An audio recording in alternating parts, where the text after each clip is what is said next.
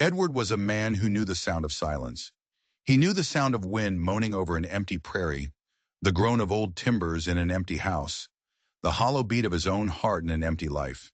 For 10 years, since the day he'd buried his past and bought this patch of forgotten land, silence had been his only companion. It was a silence so deep it had weight, so constant it had a voice of its own. But the knock that came that day wasn't silent. It was the sound of a secret about to tear his world apart. It wasn't a loud knock.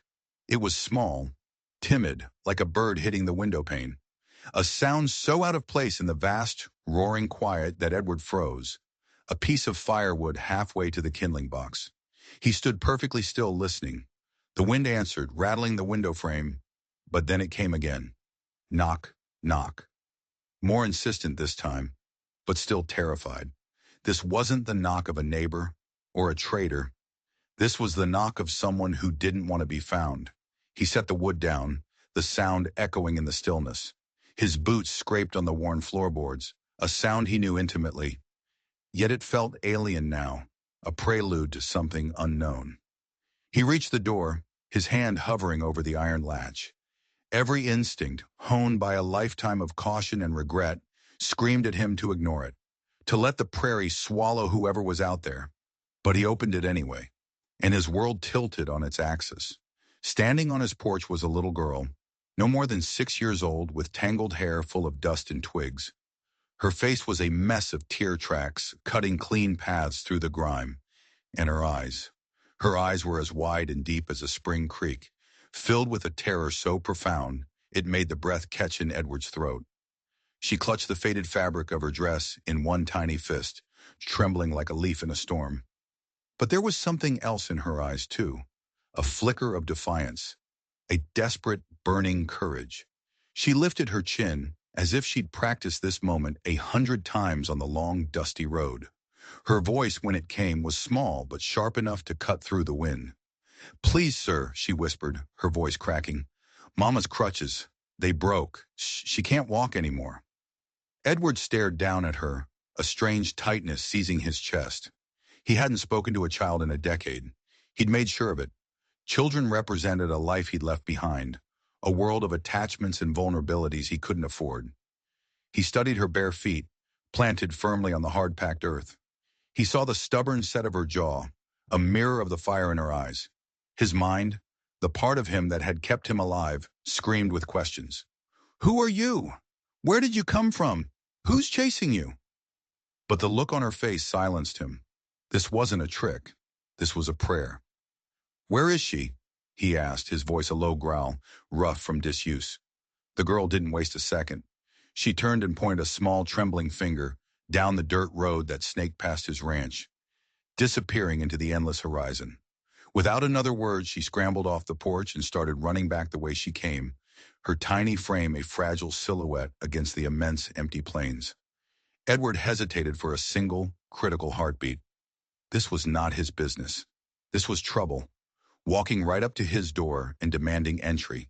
He could close the door, lock it, and by morning the prairie would have reclaimed them, leaving no trace. It would be the smart thing to do, the safe thing. He followed her. His long strides ate up the distance, and soon he was walking just behind the small, determined girl. He could hear the desperate rasp of her breath, a tiny engine of hope and fear.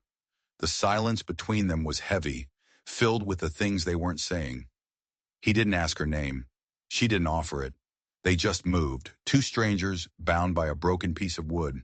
They found her less than a quarter-mile down the road, and the sight stopped Edward cold. A young woman was slumped against a weathered fence post, her body folded in on itself in a posture of pure defeat. She couldn't have been more than 24, with dark hair matted with sweat and dust, and a dress torn and stained from the road. Her legs were bent at an awkward, unnatural angle, and beside her, lying in the dirt like broken bones, were two splintered crutches. The wood was snapped clean through, not worn down, not cracked, snapped, as if by a sudden, violent force. She didn't look up as they approached. She kept her face turned away, a mask of shame and exhaustion. Edward felt an invisible wall go up around her, a fortress built of pain. The little girl, whose name he now guessed was Rose, rushed to her mother's side, her small voice a triumphant whisper. "Mama, he came! I told you he would!" The woman's lips trembled. When she finally lifted her head and her eyes met Edward's, he felt the air leave his lungs in a rush. He had seen that look before, in the eyes of cornered animals and broken men. It was the look of someone who had known too much cruelty and too little kindness. It was a gaze that held no plea for help, only the weary, bitter expectation of being turned away. We won't be a trouble to you, sir," she said, her voice thin and brittle. Just need a place to rest, until I can figure out how to walk again." Edward's eyes flicked from her face to the shattered crutches, then back to the way she tried to push herself upright. Her arms, thin and wiry, strained against the ground. Her whole body shook with the effort, a tremor of pain and sheer, stubborn pride. She made it halfway up before collapsing back against the fence post with a choked gasp, her face pale. Pride. It burned in her eyes, hotter than the pain, a pride so fierce it was almost self-destructive. He crouched beside her, his large frame casting a shadow over her. His voice was quiet, stripped of emotion. "You can't stay here. The night will kill you." Her jaw tightened, a flicker of defiance in her exhausted eyes. "We have nowhere else." The child rose, buried her face in her mother's shoulder, her small body a shield against the harshness of the world. And in that simple protective gesture, Edward felt a ghost of a memory stir within him. A flicker of his own mother, clutching him tight as his father's shadow fell across the room, the air thick with rage. The memory was a shard of glass in his gut, sharp and unwelcome. He straightened up, his mind made. He glanced at his horse tethered in the yard, then back at the woman and child. Without asking permission, without a word, he moved. He slid his strong arms beneath her frail body, lifting her as if she weighed nothing more than a sack of flour.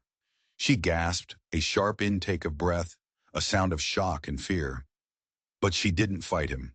She was too weak, too broken. Her body went rigid in his arms for a moment, then sagged, a silent surrender. She gripped her daughter's hand tightly, a lifeline in a world that had turned against them.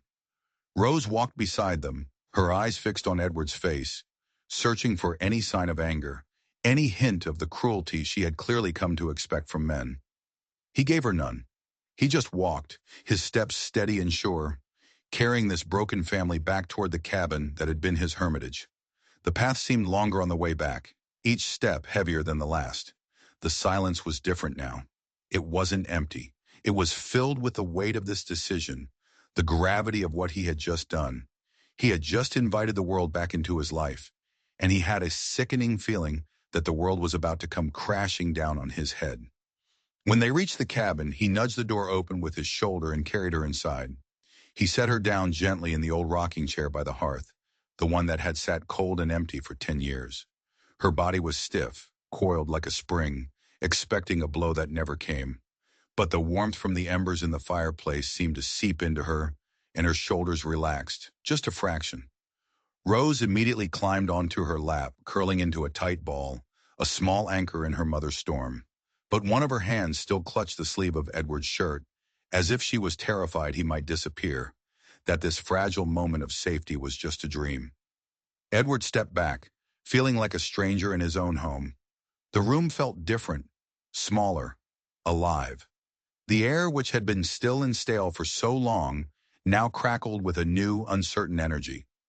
He busied himself with simple tasks, anything to avoid the intensity of their presence. He set the kettle on the stove. He broke off a piece of bread from the loaf on the counter. He moved with a forced, deliberate calm, trying to ignore the weight of the woman's gaze. Finally, she spoke. Her voice was thin, but it had a core of steel. "My name is Celia," she said. "This is Rose. I don't ask for charity, just time. Time to mend." Edward just nodded, not trusting himself to speak. Words had always failed him when they mattered most. He saw the raw, red marks on her wrists, peeking out from under her sleeves. He saw the way her shoulders were permanently hunched, as if bracing against an invisible weight. He didn't have to ask what had happened to her. He knew. The world was full of men who broke things just to watch them fall. He wondered who had done this, who had shattered her crutches, her body, her life, and left her for dead on the side of a lonely road. Outside, the sun bled across the horizon, painting the plains in strokes of orange and purple. The shadows grew long, creeping into the cabin like dark fingers. Edward poured a cup of water and set it on the small table beside her chair. She took it with hands that trembled so badly the water sloshed over the rim. She whispered a "thank you" so faint it was almost lost to the crackle of the fire. For a second, their eyes met again across the dimming room, and in that fleeting moment, he saw it again. Not weakness, not despair, but a sliver of iron, a core of resilience that had been hammered and beaten, but had refused to break. She looked away quickly, hiding it, but the image was seared into his mind. Rose drifted to sleep in her mother's arms, her small face peaceful for the first time. Celia stroked her daughter's hair, her own eyes staring into the flames, lost in a place Edward couldn't follow. He stood by the window, watching the last light fade from the sky, feeling the profound shift in his existence. His solitude, the fortress he had so carefully built, had been breached. Not by an army, but by a broken woman and a little girl. He glanced outside. The shattered crutches still lay by the road, two pale, splintered sticks against the dark earth. An end, or a beginning? He didn't know. All he knew was that a question had taken root in his heart, a question as vast and unsettling as the plains at night. Would they be gone by morning? Or had fate, in its cruel and mysterious way, just chained their lives together? He had a terrible feeling he already knew the answer. The night was a long, restless purgatory. Edward lay on his cot, staring at the ceiling, listening to the unfamiliar sounds that now filled his cabin. The soft rustle of a blanket, the shallow, pained rhythm of Celia's breathing, the tiny, sleepy sighs of the little girl. The house no longer felt empty, but it didn't feel safe either. It felt occupied, claimed. When the first gray light of dawn crept across the floorboards, he rose as he always did, moving with the quiet efficiency of a man who prefers the company of routine. He fed the horse, hauled water from the well, split firewood. The familiar heft of the axe in his hands was a comfort, a connection to the life he understood. But every time he walked back toward the cabin, his eyes were drawn to the two figures within. Celia was already awake. She was trying to stand, using the rocking chair as a brace, her face a mask of stubborn concentration. Pride was a cruel master, and hers wouldn't let her accept help easily. She saw him watching from the doorway, and a flush of color rose in her cheeks. Shame, as if her struggle was a stain on his charity. "You needn't trouble yourself," she murmured, her voice tight with effort. Edward didn't answer. He just set a loaf of bread on the table, poured 2 cups of water, and gestured for them to eat. Celia hesitated, then limped to the table, leaning heavily on the back of a chair. She took the smallest piece of bread for herself and pushed the rest toward Rose. The girl ate with a desperate hunger that spoke of days on the road, crumbs clinging to her lips. Celia brushed them away gently, a gesture of such profound, aching tenderness that it seemed to hurt her. He sat across from them, silent, but his eyes missed nothing. He saw the faded yellow and purple bruises on her arms, shaped vaguely like fingerprints. He saw the way she kept her legs tucked beneath her chair, hidden, as if she couldn't bear for anyone to see her brokenness. She wore her pain like a shield, daring him to offer pity so she could throw it back in his face. But beneath it all, he saw that flicker of steel, the unquenchable fire. Later that morning, Rose, drawn by a child's boundless curiosity, wandered outside to watch the chickens scratching in the dirt. Edward followed, keeping a watchful distance. He watched her try to scatter some feed, her clumsy, joyful movements a stark contrast to the grim stillness of her mother. He saw a light in her that hadn't been extinguished yet, a pure, simple joy that the world hadn't managed to crush. He found himself leaning against the fence post, just listening to the sound of her laughter, a sound that felt both alien and achingly familiar. From the porch, Celia watched them both, her weight supported by the doorframe. For a moment, just a moment, the hard lines on her face softened as she watched her daughter. But when she saw Edward looking at her, The mask slammed back into place, and she turned away. Then he saw the dust cloud on the horizon. A rider, coming fast. Edward's body went rigid. His hand instinctively went to his belt, where a pistol no longer hung. Old habits died hard. He straightened up, moving to stand between the cabin and the approaching rider. Rose, sensing the sudden tension, ran to his side and grabbed his hand, her small fingers wrapping around his. The rider wasn't a stranger. It was Beckett, a local trader whose business was half goods and half gossip. He was a weasel of a man, with eyes that were always calculating, always looking for an angle. He reined in his horse, a cloud of dust billowing around him, and a slow, knowing smirk spread across his face as he took in the scene. Celia on the porch, the little girl holding Edward's hand. "Well now," Beckett said, his voice dripping with false friendliness. "Didn't know you'd taken in strays, Edward. You of all people." The words were a slap. Edward's jaw tightened, but he didn't rise to the bait. He just stood there, a silent, immovable object. Beckett chuckled, his eyes glinting with malice as they raked over Celia. "A woman and a child. Folks are going to talk. A man living alone, people understand. But this looks messy. A woman with a past, I'd wager." He spat a stream of tobacco juice into the dirt, dangerously close to Edward's boot. "You be careful. Trouble like that, it tends to follow a person." From the porch, Celia flinched as if he'd struck her. Her hands gripped the doorframe, her knuckles white. Rose pressed closer to Edward, hiding behind his leg. Edward took a slow, deliberate step forward. The air crackled. The friendly prairie morning suddenly felt like the calm before a lightning strike. "You've said your piece, Beckett," Edward said, his voice low and flat, but carrying a weight that made the trader's smirk falter. "Now ride on." For a second, Beckett looked like he might say more, but he saw something in Edward's eyes, a cold, hard glint of a past Edward kept buried, and he thought better of it. He shrugged, trying to look casual. "Just a friendly warning. Town's got a long memory." He wheeled his horse around and galloped away, leaving a thick silence in his wake. Celia struggled to her feet, her face pale. "He's right," she whispered, her voice barely audible. "We have to go. I can't bring this kind of trouble to your door." Edward turned to face her. His expression was unreadable, a mask of stone. He wanted to tell her that Beckett was nothing. He wanted to tell her that she was safe here, but the words wouldn't come. His silence, the shield he had worn for so long, had now become his prison. He looked down at the broken crutches he'd brought in from the road and leaned against the cabin wall. He said nothing, but the weight of his silence was an answer in itself, and it was an answer that terrified them both. That night a storm rolled in, not of rain and thunder, but of unspoken fear. After tucking Rose into a makeshift bed on the floor, Celia began to move about the small cabin, gathering the few meager belongings they possessed. A spare rag, a small carved bird Rose carried, the worn-out blanket. Her movements were slow, pained, but filled with a grim, heartbreaking resolve. She was preparing to leave, to walk back out into the darkness that had almost swallowed them whole. Edward watched her from the shadows near the window, his heart a cold, heavy stone in his chest. He saw the tremor in her hands, the sheen of unshed tears in her eyes as she looked at her sleeping child.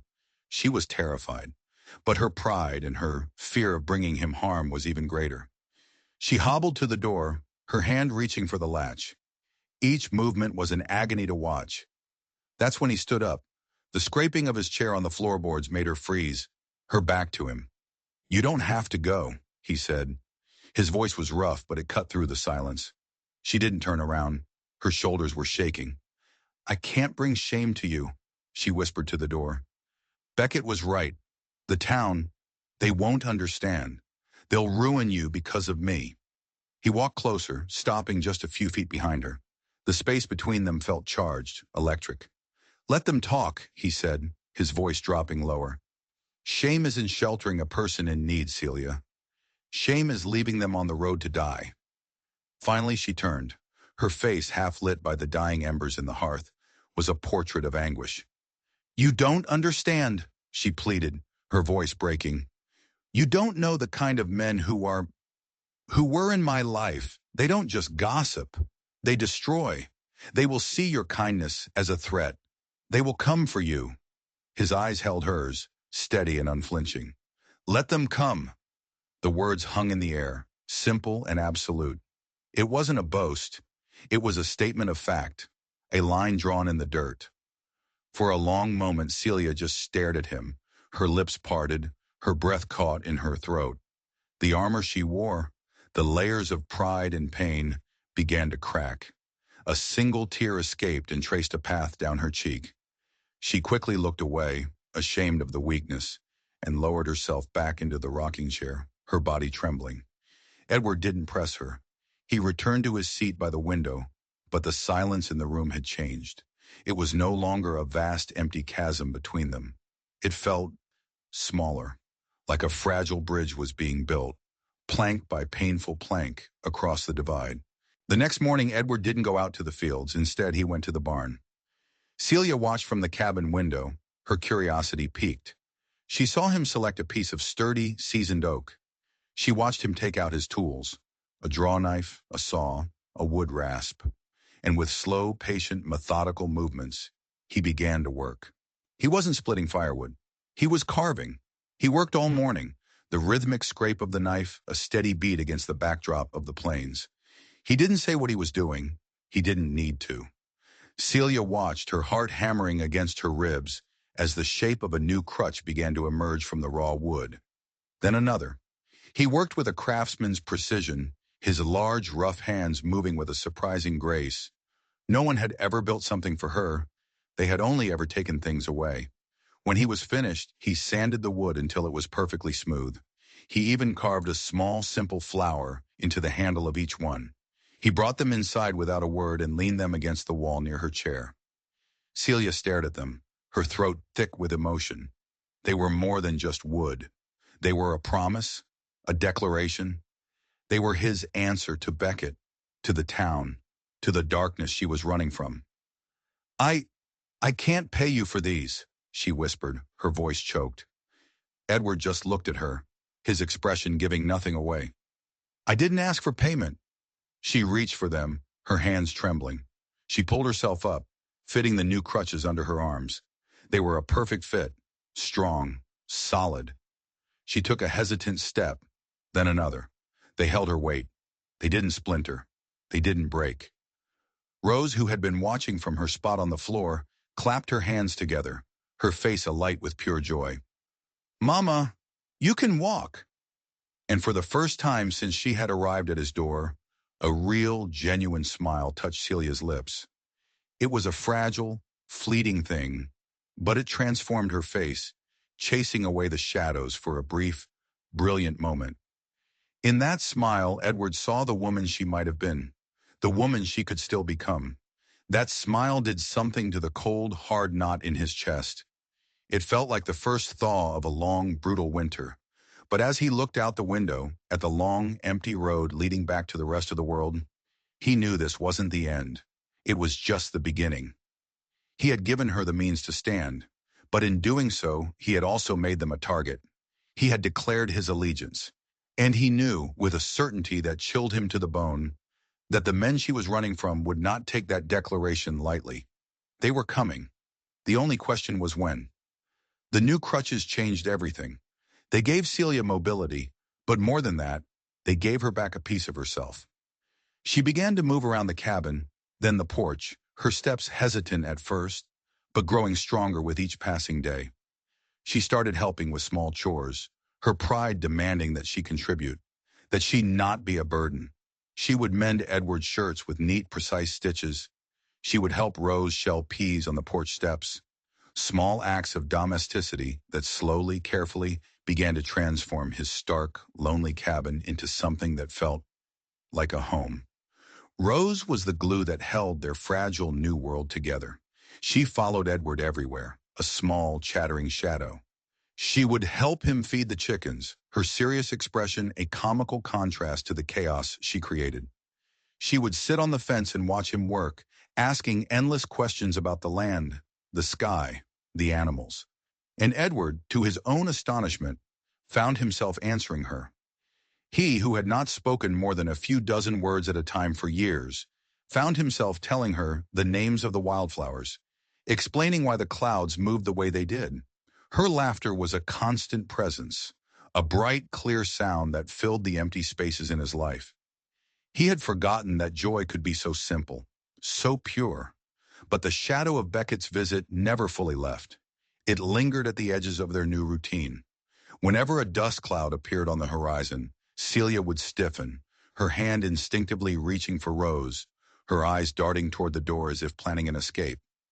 The peace they had found was a fragile bubble, and they both knew it could be popped at any moment. One afternoon, the bubble burst. 3 riders appeared on the road, not from the direction of town, but from the east. They weren't traders. They were big men, with hard faces and guns strapped to their hips. They rode with an arrogance that said they owned the land they crossed and everything on it. Edward saw them from the barn. His blood ran cold. He moved instantly, his body reacting with a speed and purpose that would have shocked anyone who knew him as a quiet rancher. "Celia!" he yelled, his voice sharp, a commander's voice. "Inside! Now! Lock the door!" Celia didn't hesitate. She scooped up Rose and disappeared into the cabin, the heavy bar thudding into place. Edward walked out to meet the riders, positioning himself in the middle of the yard. He held a heavy axe in his hand, its weight familiar and deadly. He stood his ground as the 3 men reined in their horses, forming a semicircle around him. The man in the middle, a burly brute with a scarred face and cold, dead eyes, leaned forward on his saddle horn. "We're looking for a woman," he grunted, "and a little girl. Word is, you took 'em in." Edward's face was a mask of granite. "You're on private land," he said, his voice dangerously calm. "State your business and leave." The man chuckled, a low, ugly sound. "Our business is with her. She belongs to our employer. She stole something. We're here to take her back. And the girl." He glanced at the cabin, his eyes narrowing. "Make it easy on yourself, old man. Just open the door." "That's not going to happen," Edward said. The scarred man's smile vanished. "You don't know who you're messing with. Silas Blackwood wants his property back. When he wants something, he gets it, and he tears down anything that gets in his way." The name hit Edward like a physical blow. Silas Blackwood, the ruthless land baron who ran the county like his own personal kingdom. A man known for his cruelty, his greed, and the army of thugs he employed to enforce his will. A man who bought lawmen and broke anyone who stood against him.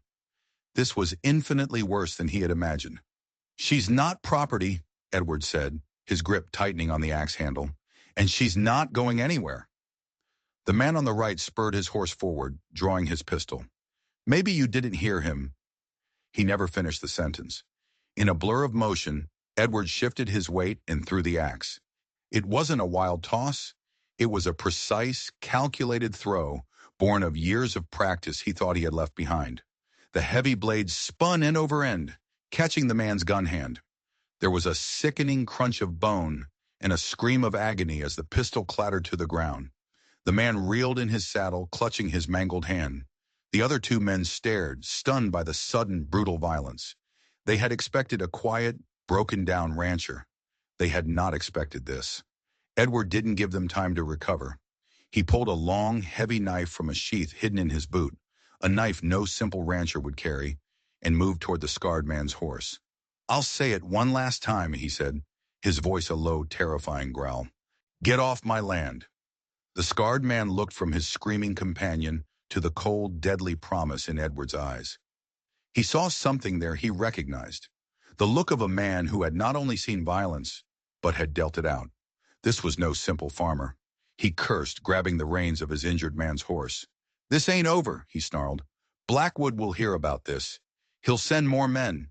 He'll burn this place to the ground with you and that thieving whore inside it."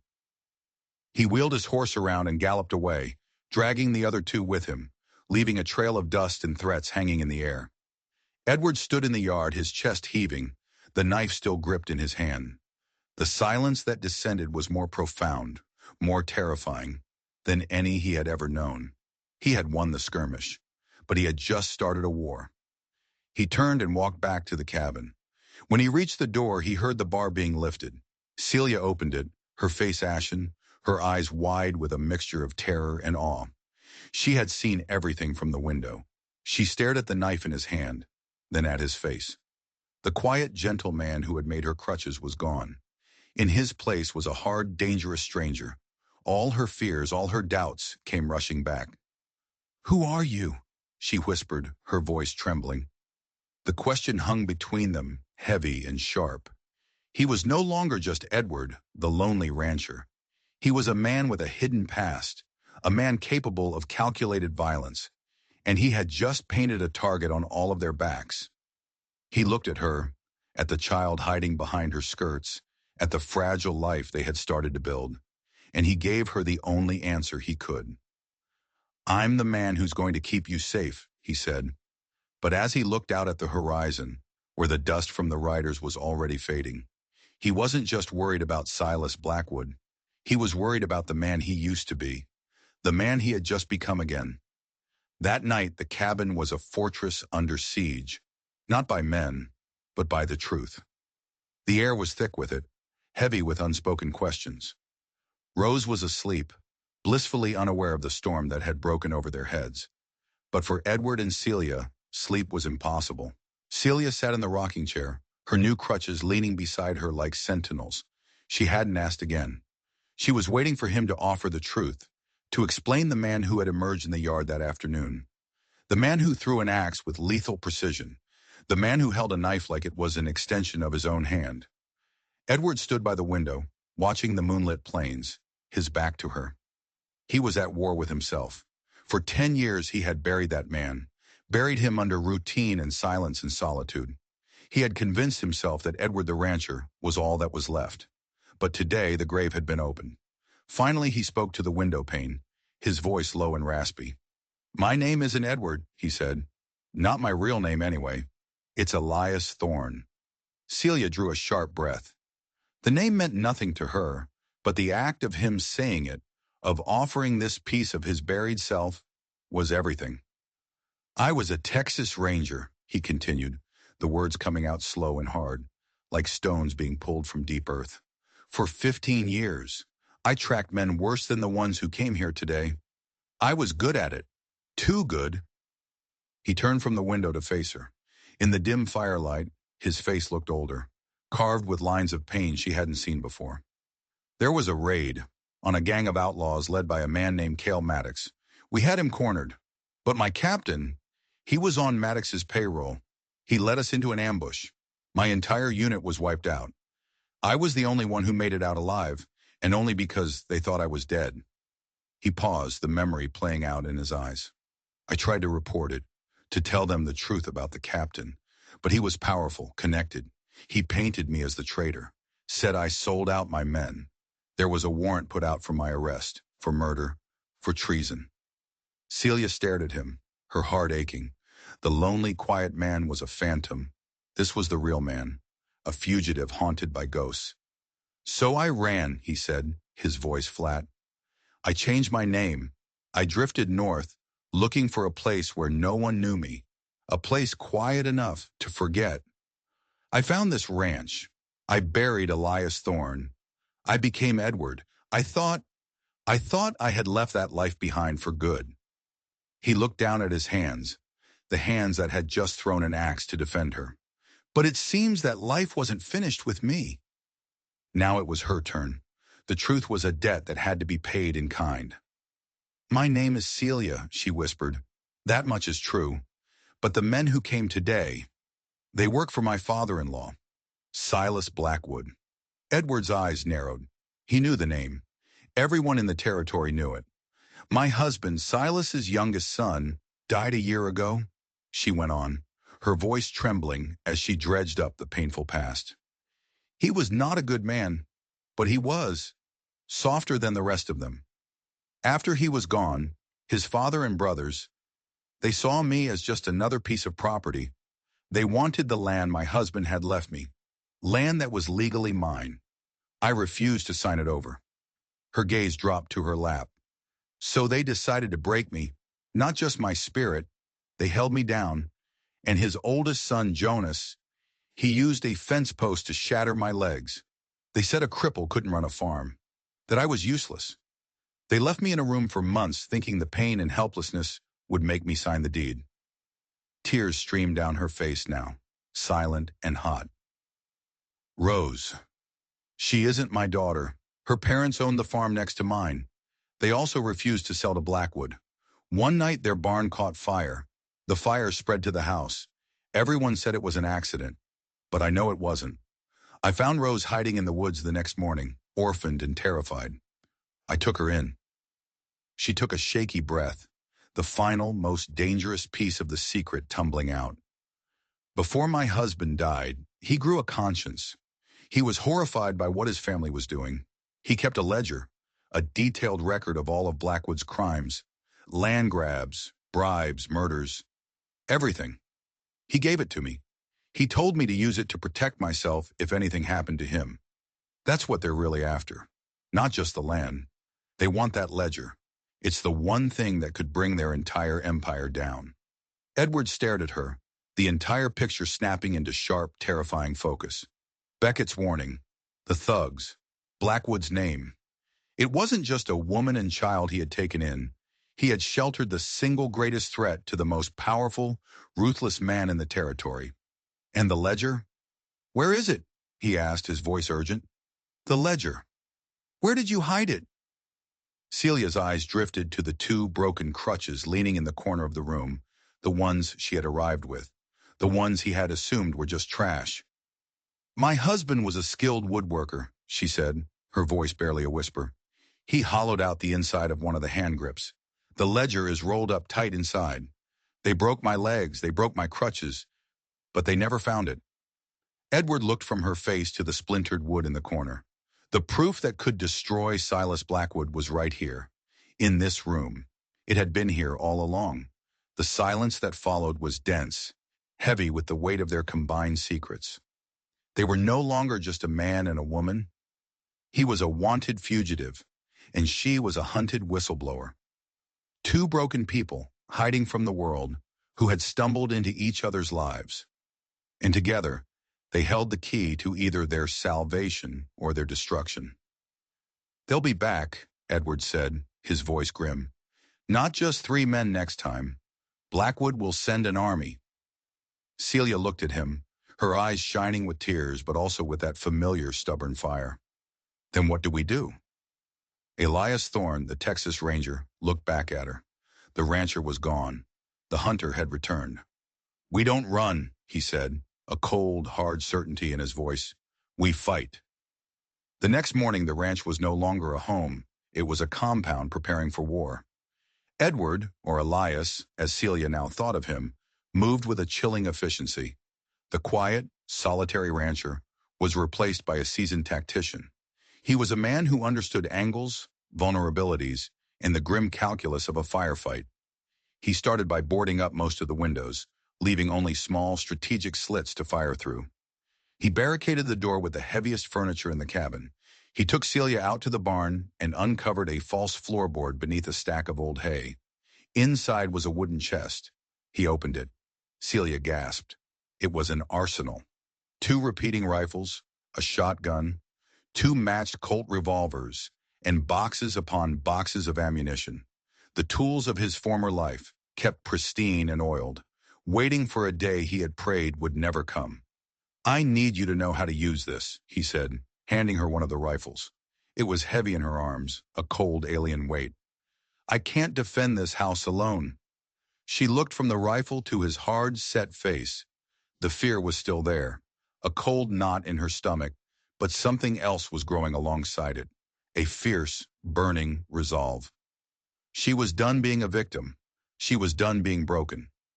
Show me, she said. He spent the next hour teaching her how to load, how to aim, how to brace the stock against her shoulder, how to squeeze the trigger without flinching. He was a patient, methodical teacher, his instructions clear and concise. He took her to the far side of the barn and had her practice shooting at old tins.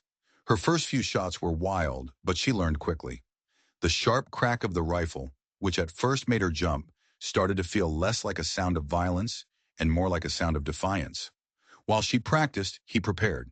He filled every bucket and barrel with water. He brought sacks of flour and salted meat into the cabin. He fashioned makeshift weapons from farm tools. He was preparing for a siege. Rose watched them, her young face a mixture of confusion and fear. Celia paused her practice and knelt down, pulling the little girl into a tight hug. "What's happening, Mama?" Rose asked, her voice small. "Some bad men are coming, sweet girl," Celia said, stroking her hair. "But we're not going to let them hurt us.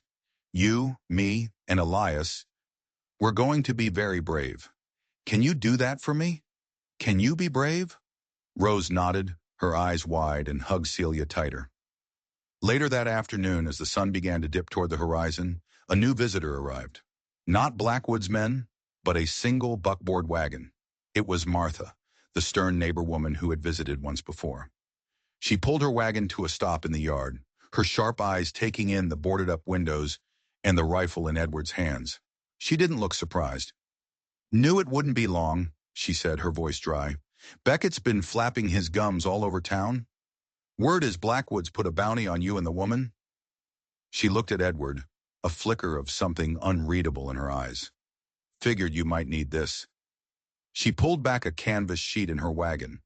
Underneath were more rifles, ammunition, and sacks of supplies.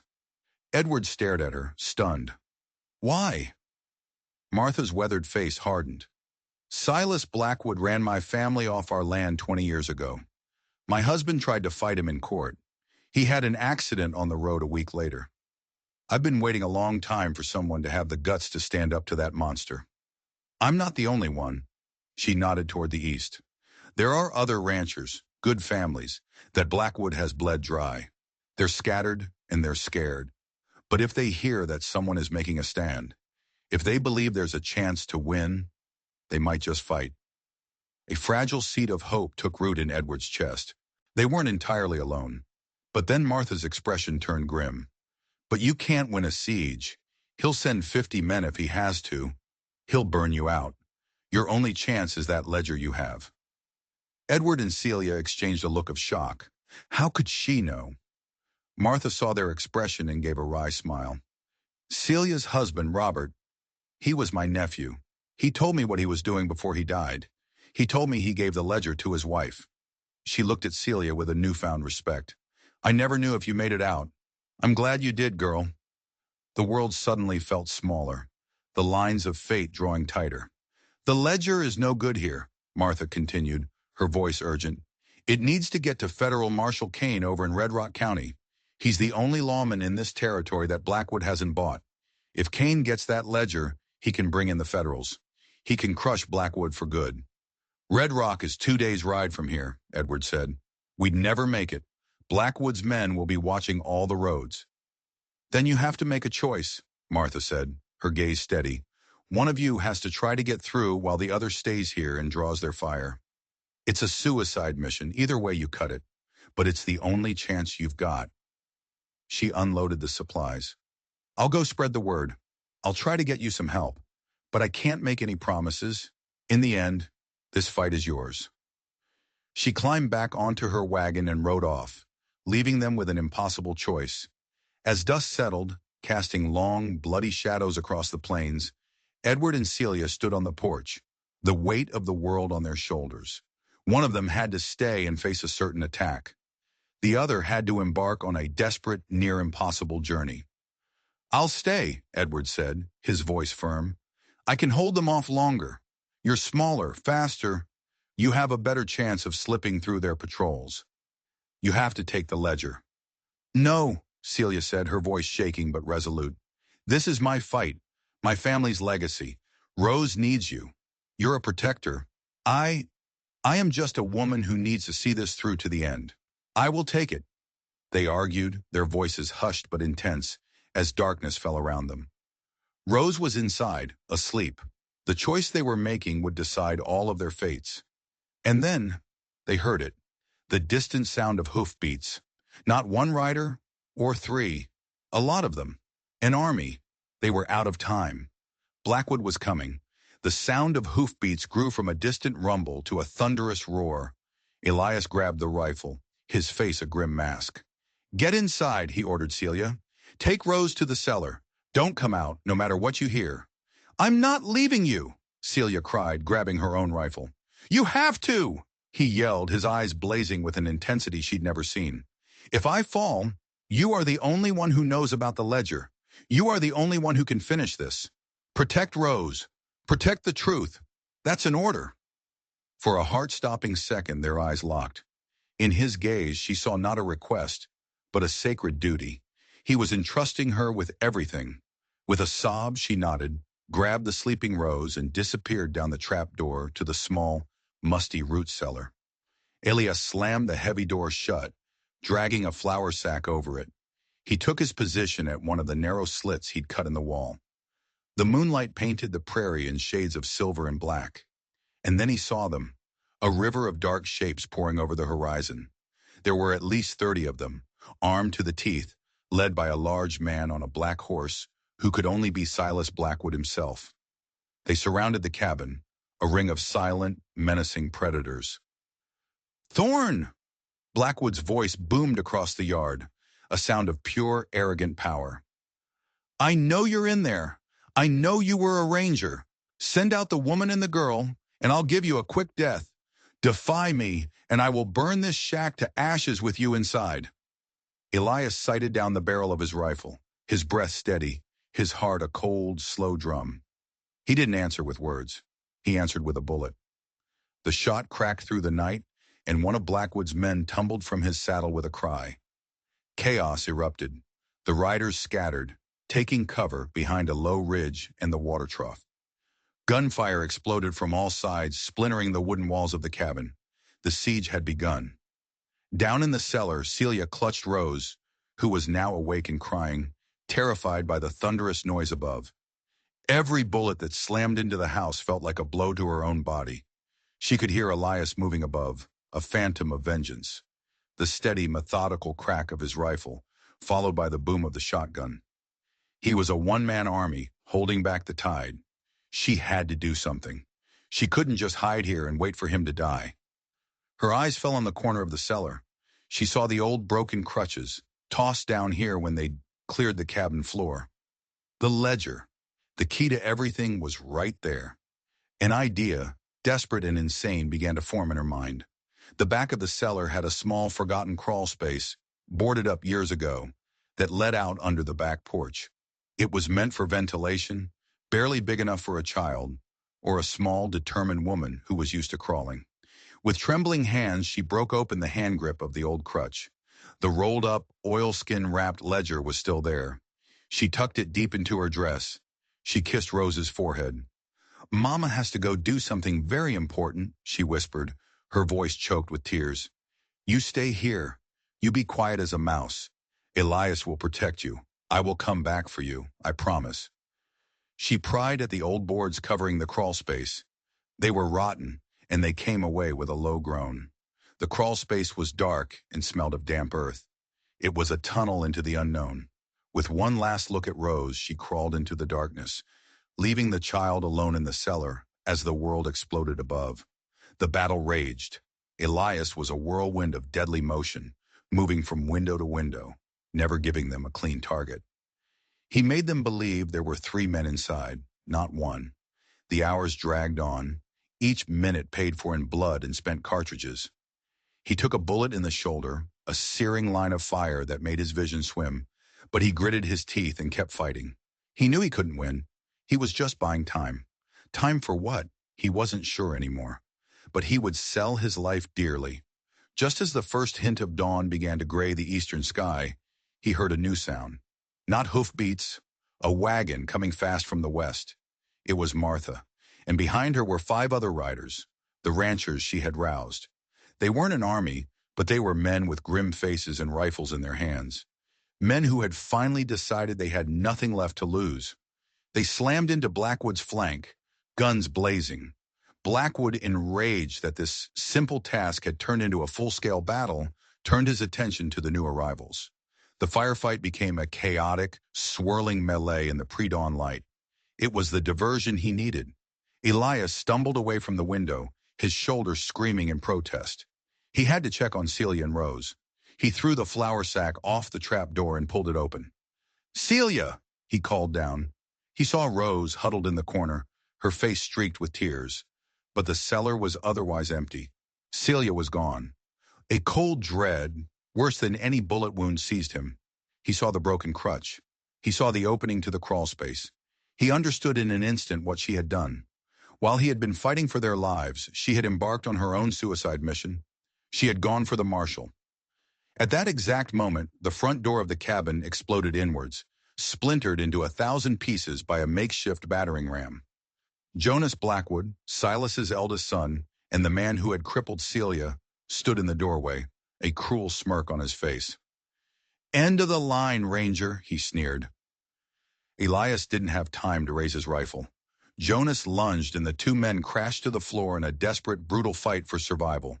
Celia ran.